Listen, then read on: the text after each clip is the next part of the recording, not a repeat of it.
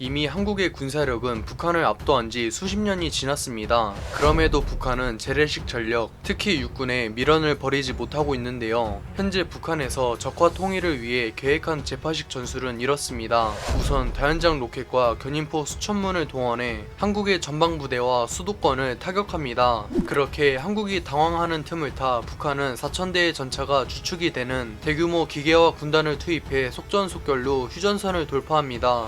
이후 파주, 동두천, 의정부, 철원 등의 평탄한 돌파구를 확보합니다. 그리고 미군의 증원이 오기 전에 빠르게 수도권을 점령하는데요. 이후 미국과 협상을 진행하거나 그대로 남하해 적화 통일을 실행하는 것이 북한에서 주장하는 재파식 전술입니다. 참, 남북한의 군사력 차이나 북한군의 현실을 아는 분들에게는 아직도 현실을 모르는 북한이 안쓰럽기까지 합니다. 굳이 저 계획을 하나하나 반박하자면 애초에 휴전선으로 갑자기 대규모의 포병과 기갑전력이 이동하는데 한미 정찰 자산이 이걸 탐지 못한다는 게 말이 안 됩니다. 만에 하나 북한의 포병 전력이 천운이 따라 타격에 성공하더라도 가장 중요한 핵심인 북한 기계화 사단에 남치면 가능할까요? 그래서 오늘은 북한 육군이 서울은커녕 휴전선도 못 넘는 이유에 대해 알아보겠습니다.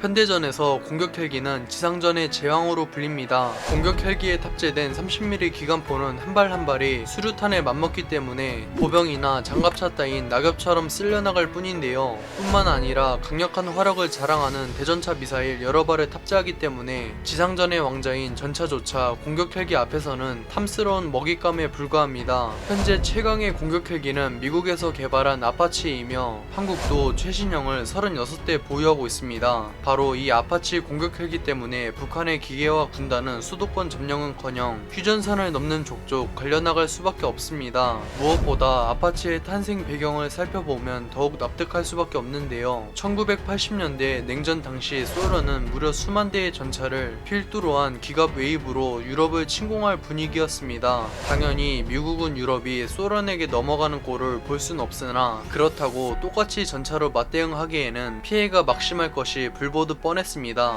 이에 미국은 베트남전에서 보병, 기갑전력 가릴 것 없이 쓸어버리며 크게 재미를 본 코브라 공격 헬기를 떠올렸습니다. 하지만 상대는 더 이상 허접하기 짝이 없는 베트남이 아닌 초강대국인 미국과 함께 쌍두마차로 군림하던 소련이었죠. 이에 대응하기 위해 기존의 코브라보다 훨씬 발전했으며 대전차전에 특화된 희대의 전차킬러 아파치가 탄생하게 되었습니다. 이 미친 전차킬러는 보병과 기갑, 포병, 방공전력 등 병과를 가리지 않고 지상의 모든 적을 작살내기 때문에 적에게는 그야말로 사신이나 다름없습니다. 흥미로운 것은 아파치의 주 무장인 헬파이어 미사일인데요. 아파치를 전차킬러로 만들어준 헬파이어는 이론상으로 현존하는 모든 전차를 완벽하게 격파할 수 있습니다. 그나마 실전에서 세계 최강의 전차이며 금강불개의 방호력을 자랑하는 M1A2의 격파에는 실패했지만 그마저 전투불능 상태에 빠졌습니다. 이쯤 되면 지옥불이라는 별명이 전혀 아깝지 않을 정도입니다. 현존 전차 3대장인 M1A2, 레오파르트 2A7, K2 흑표조차 두려워하는 헬파이어를 고작 북한의 T-54, T-62에게 발사하는 것이 좀 아깝긴 합니다. 저는 개인적으로 아파치가 적어도 한반도에서는 그 F-35에 버금가는 전략무기 역할을 수행한다고 생각합니다. 그 이유는 바로 한반도의 전장 환경 때문인데요. 아파치는 그 진가를 발휘하기 위해선 한정된 공간에 목표물이 밀집해 있는 상황이 발생해야 합니다. 그런데 탄생 배경이었던 유럽보다 훨씬 작은 한반도, 그것도 휴전선에 기갑전력이 밀집해 있는 전장 환경은 아파치가 자신이 보유한 화력을 최대한으로 끌어낼 수 있습니다. 한 대당 16발의 헬파이어를 탑재한다고 가정하면 36대가 한 번 뜰 때마다 북한군은 576대의 전차가 박살난다고 볼 수 있습니다.